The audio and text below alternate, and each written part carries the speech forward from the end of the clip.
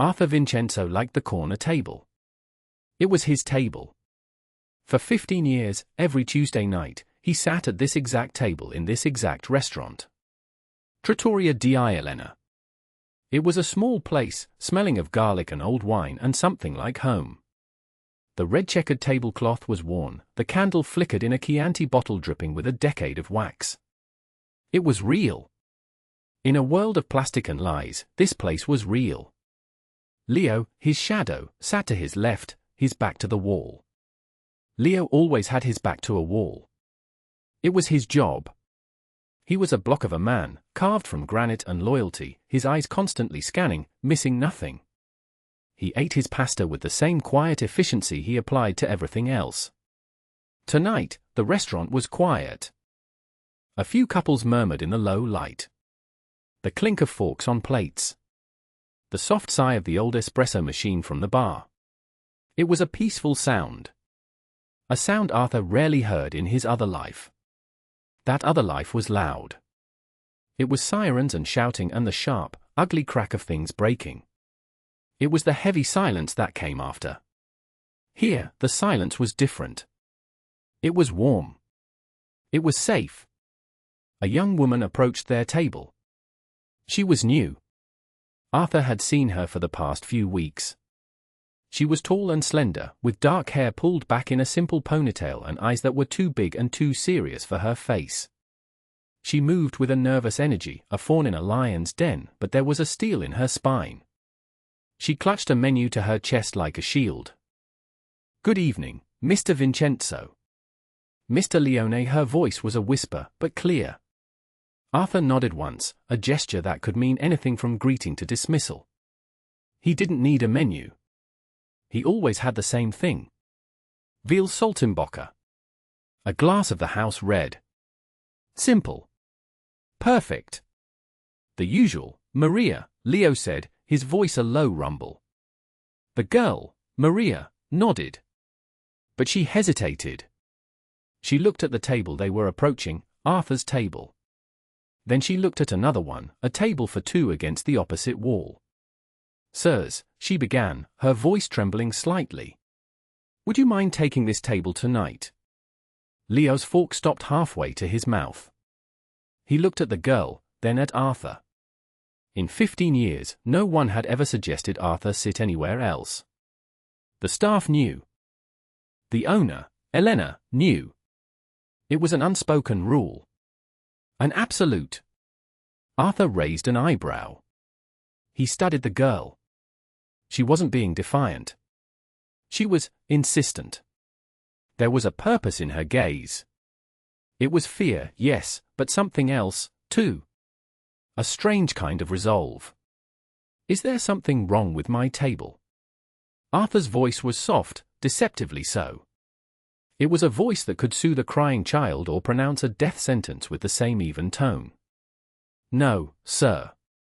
"Of course not," she stammered, twisting a corner of her apron. "It is just, this one has a better view." "Of the door." "A better view of the door." An interesting choice of words. In Arthur's world, seeing the door was everything. It was the difference between breathing and not breathing. It was the first lesson you learned. Never sit with your back to the door. His current table offered a perfect, unobstructed view of the entrance. The one she was suggesting was also good, perhaps marginally better, angled slightly more directly. But it wasn't his table. Leo started to speak, a dismissal already forming on his lips. "The boss sits." Arthur raised a single finger. Silence fell. He looked from the girl's earnest, frightened face to the empty table, then back. What was this? A game? A test? No. She was too transparent for that. This was something else. He felt a flicker of curiosity, a rare sensation in his meticulously ordered life. "All right," he said, the word hanging in the air. Leo blinked. It was the only sign of his surprise. Arthur stood, smoothed the front of his tailored suit, and walked to the new table. He sat down. Maria was right. The view of the door was perfect. Every person who entered or left would pass directly through his line of sight. He felt the familiar weight of his position settle on him, the constant, low-grade alertness that had kept him alive for 40 years. He watched as Maria quickly set their new table, her hands shaking but her movements efficient. She scurried away toward the kitchen without another word. "Boss?" Leo asked quietly, settling into the new chair, his body still angled protectively. "Everything okay?" "The girl is interesting," Arthur said, more to himself than to Leo. "She thinks." This had happened the week before, too. And the week before that. Ever since she started working here. Each time, she had found a polite, nervous reason to guide him to a table with a clear line of sight to the entrance. He had found it a curious quirk. Tonight, her insistence was more pronounced. The fear in her eyes was sharper. He dismissed it. A strange girl. A minor disruption. He turned his attention to the wine list, though he already knew what he would have. Routine was armor. The door opened. 2 men walked in. They did not belong here. They were sharks in a fishbowl. They wore cheap suits that were too tight across the shoulders and shiny shoes that scuffed the clean tile floor. One was tall and thin with slicked back hair and a cruel, thin-lipped mouth. The other was shorter, built like a fire hydrant, with a shaved head and a neck thick with muscle. They moved with an arrogance that filled the small restaurant, sucking the warmth out of the air. The other patrons fell silent. Conversations died. Forks were placed gently on plates. The men scanned the room, their eyes dismissive and predatory. They weren't looking for a meal. They were looking for trouble. Arthur watched them over the top of his menu. He knew their type. Vultures. Street-level thugs who thought swagger was the same as strength. He recognized the ugly flash of a tattoo on the thick one's neck. A falcon. They were from the Falcone crew. A rival family, if one could call them that. They were jackals, nipping at the heels of real predators. Their father had been a man of some substance, an old-school operator Arthur had known, even respected in a way. But his sons, Marco and Gianni, were disappointments. They dealt in filth and fear, with none of the honor or code that governed Arthur's world. The 2 men ignored the staff and walked directly toward the kitchen. A moment later, they emerged, dragging the owner, Elena, by the arm. Elena was a woman in her late 70s, with a spine made of iron and hands gnarled from a lifetime of rolling pasta dough. She was the heart of this place. Her white hair was pinned in a neat bun, and even in her distress, she carried herself with a fierce, unwavering dignity. "This is my place of business," she said, her voice strained but strong. "You will show respect." The taller one, Marco, laughed. It was a nasty, grating sound. "Respect? Respect is for people who pay their bills, old woman. The time for respect is over. Now it's time for payment." The debt was paid long ago, she insisted, trying to pull her arm free. "Your father and my husband settled it before he passed."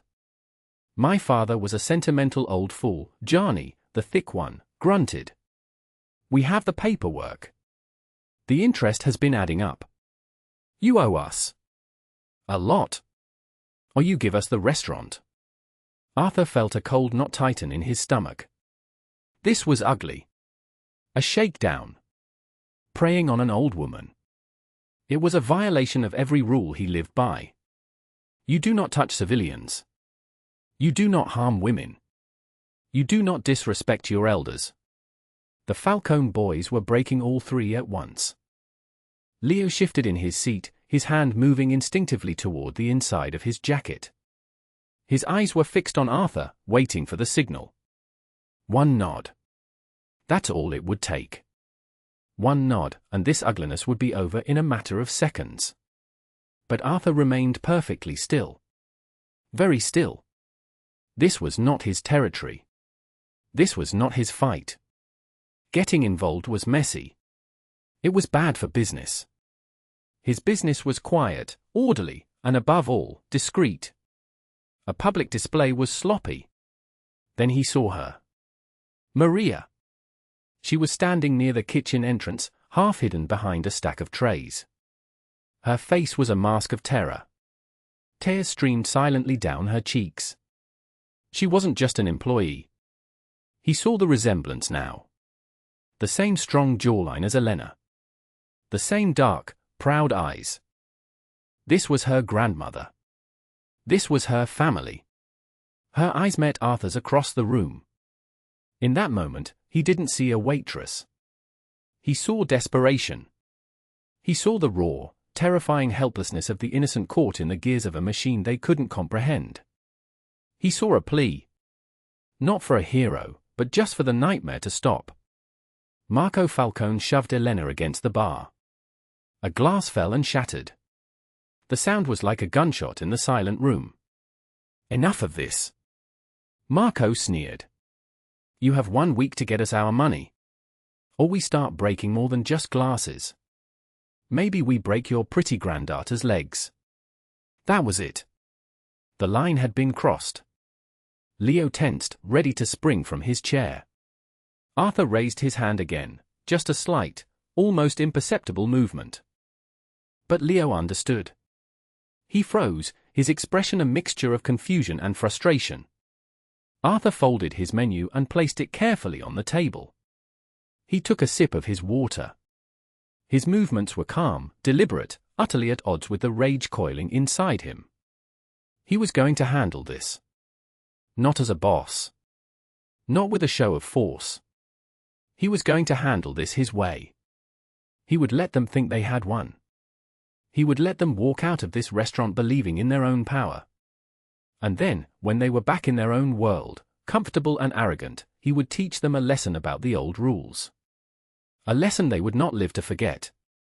He watched them swagger out the door, laughing. He looked back at Maria, who was now holding her grandmother, sobbing into her shoulder. He felt something stir inside him, something he hadn't felt in a very long time. It wasn't just anger. It was a sense of profound, paternal protectiveness. The world was full of wolves.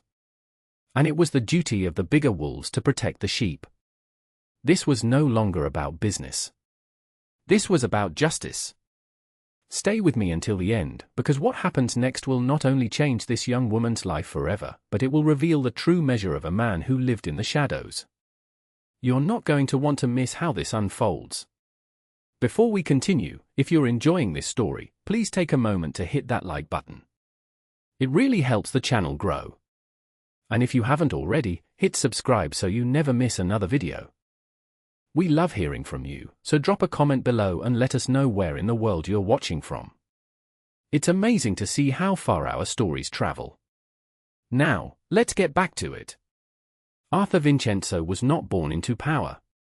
He had clawed his way up from the gutter, from the cold, unforgiving streets of the old neighborhood.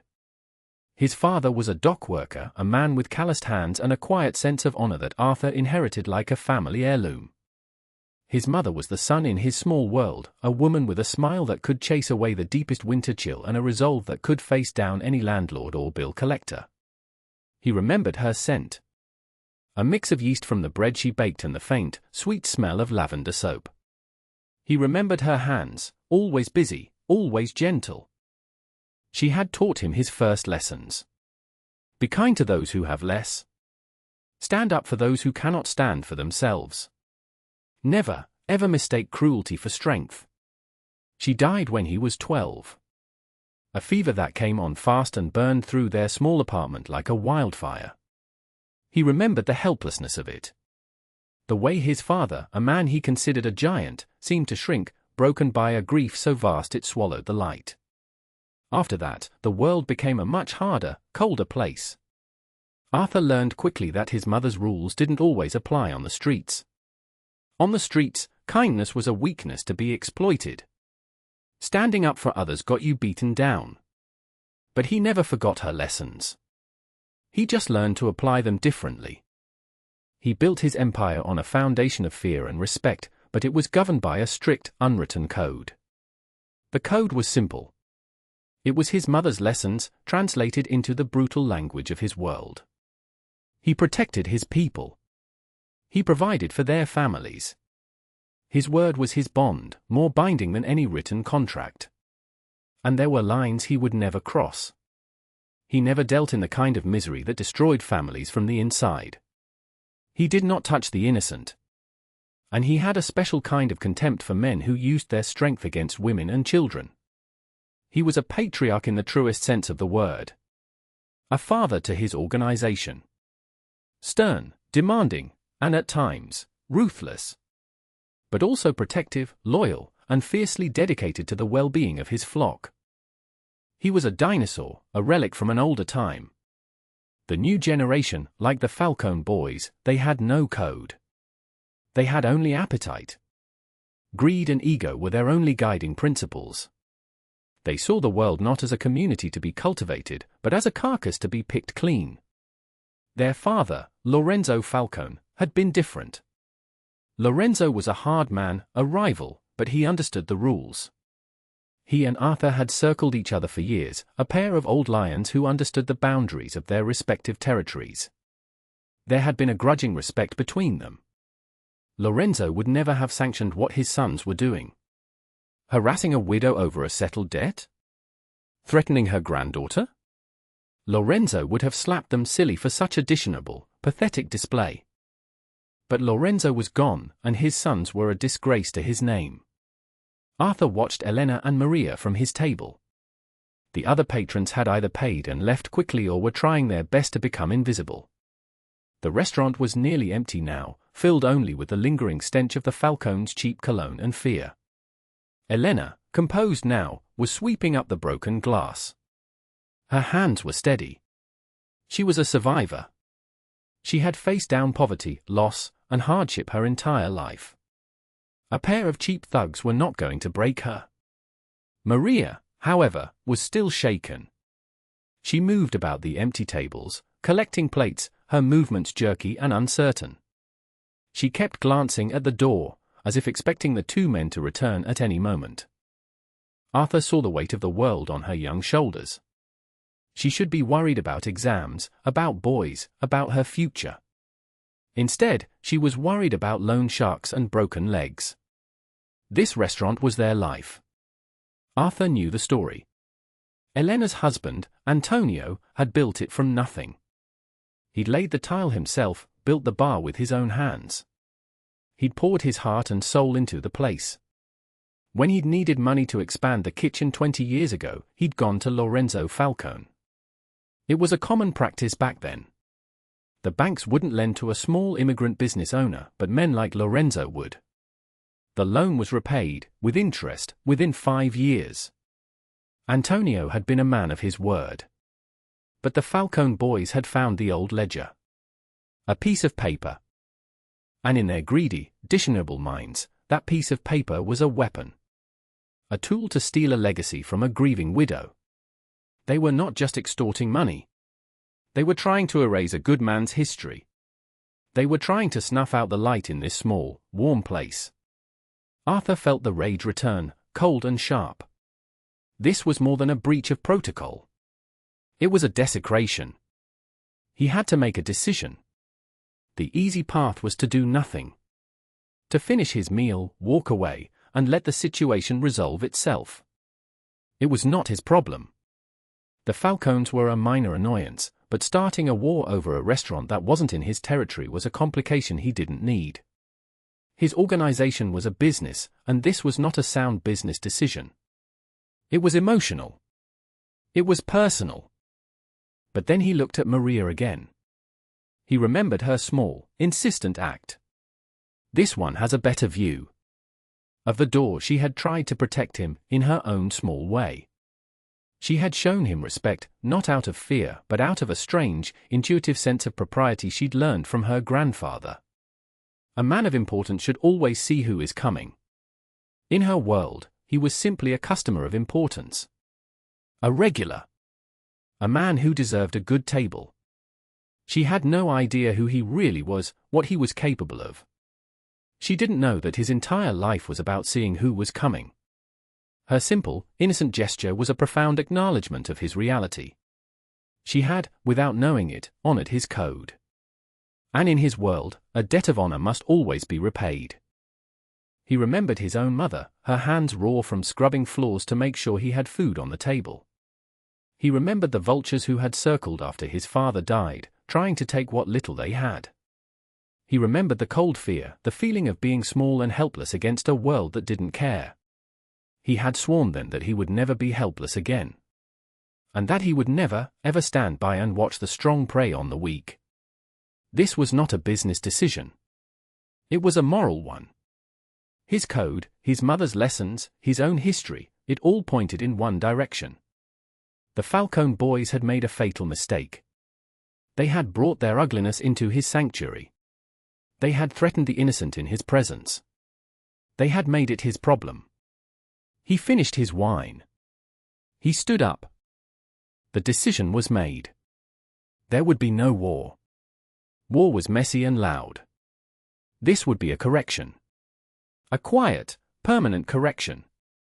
He walked to the counter where Elena was polishing glasses, her face a stoic mask. He placed $100 bill on the wood.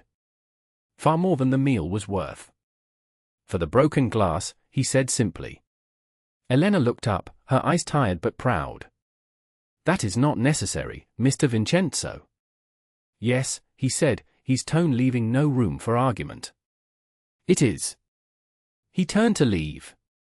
Maria was standing by the door, holding it open for him. She wouldn't meet his eyes.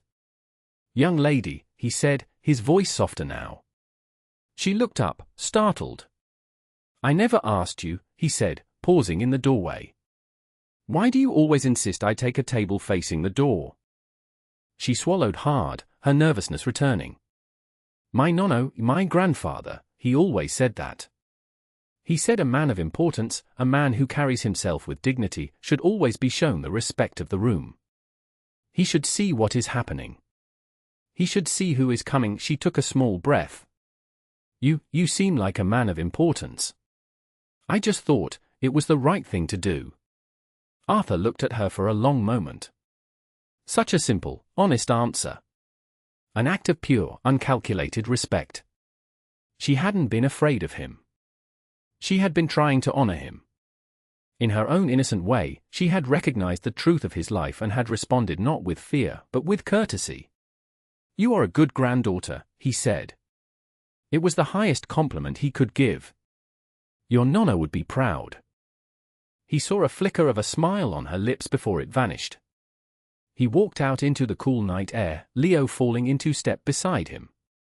The streetlights cast long shadows on the pavement. Leo, Arthur said, his voice flat and cold. Get the car. Home, boss.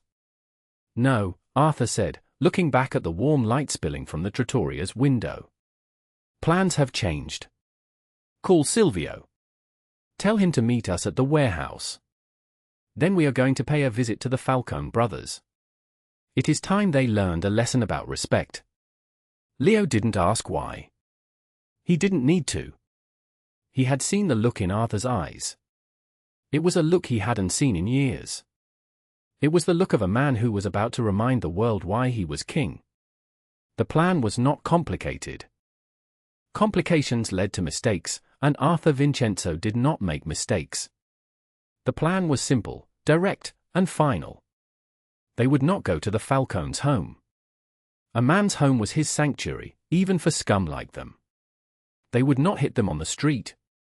That was sloppy, public, and drew unwanted attention. They would go to their place of business. The garish, loud nightclub they owned downtown called the Falcon's Nest. It was a cesspool of vice and desperation, a perfect reflection of its owners. It was there they would feel most powerful, most secure. It was there they would be most vulnerable. Silvio was waiting for them at the warehouse, a cavernous space that smelled of dust and motor oil. Silvio was Arthur's enforcer, a man who moved with the unnerving silence of a panther and spoke even less than Leo. He was tall and lean, with eyes that seemed to see right through you. Where Leo was a wall, Silvio was a blade. Arthur laid it out for them. No firearms unless absolutely necessary. This was not an assassination. It was a conversation. An education. They would enter the club, secure the exits, and isolate Marco and Gianni. Arthur would speak to them. He would give them one chance, and one chance only, to understand the gravity of their transgression. He would give them the opportunity to make amends. Amends? Leo asked, his brow furrowed. Boss, these are the Falcone brothers. They don't understand anything but force. I know, Arthur replied calmly, adjusting his tie in the reflection of a car window. But their father understood honor. I will give his sons a chance to find it. If they cannot, then we will proceed to the next step. The next step was left unspoken. It didn't need to be said. The drive to the Falcon's Nest was silent. The city lights blurred past the windows of the black sedan. Arthur stared out at the passing streets, but he wasn't seeing them. He was seeing his mother's face. He was seeing Elena's quiet dignity. He was seeing the terror in Maria's eyes. This was for them. This was for every decent person who had ever been pushed around by a bully. The nightclub was an assault on the senses. Thumping bass music vibrated through the pavement. A gaudy neon sign of a Falcon flashed above the door. Two slab-like bouncers stood guard, their arms crossed. They recognized Arthur's car and immediately straightened up, their expression shifting from arrogance to alarm. Leo was driving. He pulled the car smoothly to the curb directly in front of the entrance. He, Arthur, and Silvio got out. They did not wait to be acknowledged. They simply walked toward the door. One of the bouncers, new and foolish, stepped forward. Hey, this is a private. Leo didn't even break stride. He put a hand the size of a dinner plate on the bouncer's chest and pushed. It was not a violent shove, but it was irresistible. The bouncer stumbled backward, his eyes wide with shock. The other bouncer, older and wiser, quickly unclipped the velvet rope and held it open, his head bowed. The inside of the club was a dark, sweaty cavern, pulsing with strobe lights and deafening music. The air was thick with the smell of cheap perfume and desperation. Arthur's eyes adjusted to the gloom. He scanned the room with practiced ease. The bar was packed. The dance floor was a writhing mass of bodies. In the back, raised on a dais, was the VIP section. And there they were. Marco and Gianni Falcone, holding court in a large, circular booth. They were surrounded by their usual sycophants and hangers-on. They were laughing, drinking champagne from the bottle, basking in their own imagined glory. Arthur started walking toward them. His progress through the club was like a ship parting the sea. People felt his presence before they saw him. The crowd seemed to melt away from his path. The music didn't stop, but a wave of silence seemed to follow him. Dancers paused. Conversations faltered. Heads turned. By the time he reached the steps to the VIP section, a pocket of quiet had formed around him. The Falcone's men, stationed at the bottom of the steps, tensed. They were armed and nervous. But Leo and Silvio flanked Arthur, their presence a silent, overwhelming threat. They were professionals. These men were amateurs. Marco saw him first. The laughing smile fell from his face. He nudged his brother, who looked up, his piggy eyes widening in surprise and fear. Arthur ascended the steps. He walked directly to their table and stood over them. He didn't speak. He just looked at them, his gaze cold and heavy. Vincenzo, Marco said, trying to inject some bravado into his voice. What are you doing here? This is our place. We need to talk, Arthur said, his voice barely audible above the music, yet it cut through the noise like a razor. We got nothing to talk about, Gianni grunted, reaching for the bottle. Silvio's hand shot out and clamped down on Gianni's wrist. It was a deceptively gentle grip, but Gianni's face went pale. He tried to pull away, but his arm wouldn't move. I think we do, Arthur said calmly. He gestured to the empty seat opposite them. Sit. It was not a request. Leo and Silvio moved with quiet purpose. Leo dismissed the Falcone's entourage with a single, sharp jerk of his head. They scurried away like startled rats. Silvio took up a position behind the booth, his hands clasped behind his back, a silent statue of menace. Arthur sat down. He looked at the two brothers. He saw the weakness in them. The false bravado. The spoiled petulance of boys who had been given everything and earned nothing. Trattoria di Elena, Arthur said, his voice low. Marco scoffed, trying to regain his composure. What about it? The old lady owes us. No, she doesn't, Arthur stated. Her husband, Antonio, settled his debt with your father 20 years ago. Your father was a man of his word. He gave Antonio a handshake and told him the matter was closed. I know this, because I was there. The brothers exchanged a nervous glance. This was a detail they hadn't counted on. Your father and I, we had our differences, Arthur continued, his voice even. But we understood the rules. We understood honor. He would be ashamed of you. Deeply ashamed. To use his ledger to terrorize a widow, to threaten her granddaughter, Arthur shook his head slowly.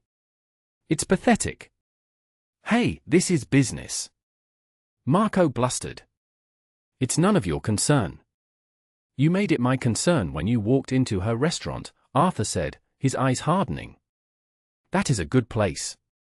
Run by a good woman. You brought your filth into it.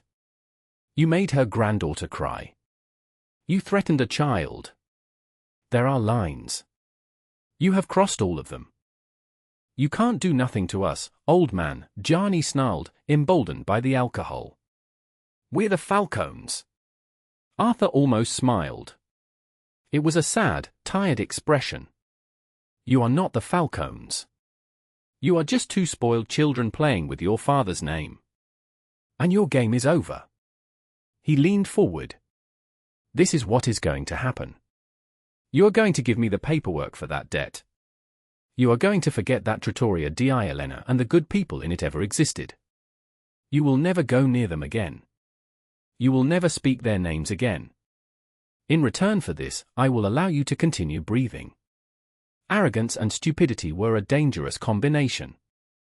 Marco Falcone had both in spades. He laughed, a high, nervous sound. You come into our club? And you give us orders? You're finished, Vincenzo. Your time is over. With a sudden, clumsy movement, Marco reached inside his jacket. It was a fatal mistake. He never cleared the leather.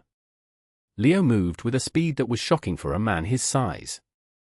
He grabbed Marco's arm, twisted it at an unnatural angle, and slammed his head onto the table. There was a sickening crunch. At the same instant, Gianni tried to stand, pulling a nickel-plated pistol from his waistband. He was too slow. Silvio's hand came down on the back of his neck in a single, precise chop. Gianni collapsed forward, his face hitting the scattered remains of their champagne glasses. It was over in less than 2 seconds. The club had fallen completely silent. The DJ had cut the music. Everyone was staring, frozen in a state of collective shock. Arthur stood up. He looked down at the two unconscious, bleeding forms of the Falcone brothers. He felt no satisfaction.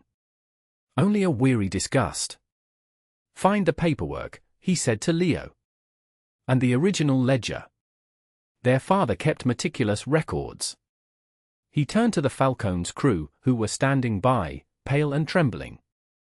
Your bosses have had an accident, he said, his voice carrying across the silent room. They have decided to retire. Effective immediately. Their business interests now belong to me. If any of you have a problem with that, speak now. No one spoke. No one moved. No one even seemed to breathe. Good, Arthur said. He turned and walked away, descending the steps and heading for the exit. The crowd parted for him once more. He did not look back. Leo and Silvio followed a few minutes later. Leo was carrying an old, leather-bound ledger. The problem, as Arthur had intended, was permanently resolved. The Falcone name would no longer be a source of trouble for anyone, ever again. Their chapter was closed. The next evening, Arthur returned to the trattoria. The closed sign was on the door, but a light was on in the back. He knocked. After a long moment, the door opened a crack. Elena peered out, her face etched with fear. When she saw who it was, her expression shifted to one of confusion. "Mr. Vincenzo." "May I come in, Elena?" he asked gently. She hesitated, then opened the door wider. He stepped inside. The restaurant was clean and quiet, the chairs stacked on the tables. Maria was sitting at a table in the back, a textbook open in front of her, though she wasn't reading. She looked up, her eyes wide. Arthur walked over to their table. He placed the old, leather-bound ledger on the checkered tablecloth. He opened it to a specific page. An entry from 20 years ago, marked in faded ink. He then placed the original loan document on top of it. "This belongs to you," he said to Elena. He tapped the page in the ledger. "And this entry is marked and paid in full." It was a clerical error that it was ever brought up again. An error that has now been corrected. Elena stared at the papers, then up at him. She touched the ledger with a trembling hand. Tears welled in her eyes, but this time they were not tears of fear. They were tears of relief. I don't understand," she whispered. "Those men," they said. "Those men will not be bothering you again," Arthur said simply. "The debt is gone. Your restaurant is safe. I give you my word." His word. In his world, that was the most sacred thing he could offer. Elena began to cry, silent sobs of gratitude shaking her small frame. Maria rushed to her side, hugging her tightly, her own eyes fixed on Arthur with a look of awe and disbelief. "How can we ever repay you?" Elena asked, her voice thick with emotion. "We have no money. But you can eat here for free. For the rest of your life. Anything you want." Arthur shook his head. He looked at Maria, who was watching him, her expression a mixture of gratitude and profound curiosity. "There is no need for repayment," he said. "Your granddaughter already took care of it." Maria looked confused. "Me? But I didn't do anything. You gave me the best seat in the house," he said. "You showed me a kindness I am not accustomed to. You reminded me of things I had long forgotten. That is a gift worth more than money." They stood in silence for a long moment, the only sound the soft ticking of an old clock on the wall. The weight of the last 24 hours seemed to settle in the small, quiet room. Maria finally found her voice. She stepped away from her grandmother, her gaze direct and unwavering. "Mr. Vincenzo," she asked, her voice clear and steady. "Are you a bad man?" It was a child's question, direct and devastatingly simple. A question no one had dared to ask him in 30 years. He was Arthur Vincenzo. He was a force, a power, a name whispered in fear and respect. He was a killer and a king. Good? Bad? The words were meaningless. They were luxuries for a different world. But looking at her honest, searching eyes, he felt the need to give an honest answer. A rare, small smile touched the corner of his lips. "I am what the world requires me to be," he said softly. "Sometimes, that requires me to be a very bad man. But tonight," he added, his gaze softening, "tonight, thanks to you and your grandmother, I was allowed to be a good one." He reached into his coat and pulled out a simple, elegant business card. It was thick, cream-colored stock. There was no name, no company. Just a single phone number embossed in black ink. He placed it on the table next to the ledger. "If you, or your grandmother, ever need anything," he said. "If anyone ever bothers you again, for any reason, you call that number. You are under my protection now. You are family." With that, he gave a slight nod, turned, and walked out of the restaurant, leaving the two women standing in the warm light, clutching a piece of paper that represented their past and a small card that guaranteed their future. 5 years passed. The Trattoria di Elena thrived. A new coat of paint, new curtains, but the same worn tablecloths, the same warm heart. It was more popular than ever, a beloved neighborhood institution. Elena still worked the kitchen, though she moved a little slower now, her smile a little brighter. Arthur Vincenzo still came every Tuesday night. He still sat at the same table, the one with the perfect view of the door. Leah was still beside him, a silent, watchful guardian. Arthur was older now. More silver in his hair, more lines around his eyes. He moved with the same quiet authority, but there was a peace in him that hadn't been there before. Maria graduated from the university with honors. She had a business degree. She could have gone anywhere, taken a high-paying job in a downtown skyscraper. But she stayed. She managed the restaurant now, handling the books, charming the customers. She had her grandmother's strength and her grandfather's business sense. She had grown into a confident, capable young woman. Tonight, she approached Arthur's table, not with the nervous energy of a young waitress, but with the easy grace of a proprietor. She held a small, framed photograph. "I wanted you to see this, Mr. Vincenzo," she said, placing it on the table. It was her graduation picture. She was in her cap and gown, beaming, holding her diploma. Elena stood beside her, bursting with pride. Arthur picked up the frame. He studied the picture for a long moment. "You look like your mother," he said, thinking of the woman he'd never met but whose legacy he had protected. He meant, of course, her grandmother. She would be very proud. "She is," Maria said, her smile warm. "We both are. None of this would have been possible without you." He simply nodded and handed the picture back. He was not a man who was comfortable with gratitude. He preferred the quiet satisfaction of a job well done. As Maria walked away, Arthur's eyes drifted to the wall behind the bar. It was covered in old, framed photos of the family, of the restaurant's early days. There was a large picture of Antonio, Elena's late husband, a handsome man with a wide smile. Next to it, there was a new addition. A small, discreet brass plaque. It didn't have a name on it. It just read, "To the friends who watch over our family." Arthur knew who it was for. That was his memento. Not a trophy on a wall, not a ledger full of money. It was this. This place. This family. Safe. Thriving. Whole. A small island of light he had protected from the darkness. True strength, he had come to understand, was not measured by the fear you could inspire or the power you could wield. It was measured by your choices in the moments that mattered. It was found in the quiet courage to protect the vulnerable, to stand for something more than just yourself. A man's legacy was not the empire he built, but the lives he touched for the better. In a world full of wolves, sometimes the most honorable thing a wolf could do was to become a shepherd. A simple act of respect, a quiet question from an innocent girl, had given a man who lived in the shadows a chance to stand in the light, and in doing so, he had saved more than just a restaurant. He had saved a piece of himself.